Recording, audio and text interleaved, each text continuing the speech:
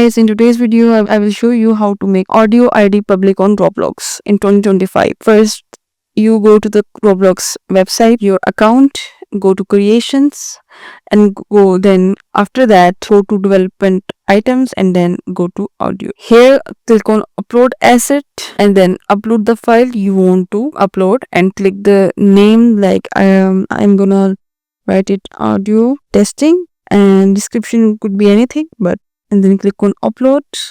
As you can see the uploading file here, just click on it, and as you can see that after clicking it, you can see that audio is restricted only you and those with permission, so that the distribution part here is not visible for me because I am not verified yet. So what I will do is just head over to, if this is not also visible to you, head over to your account, go to settings and then go to eligibility and click on audio distribution.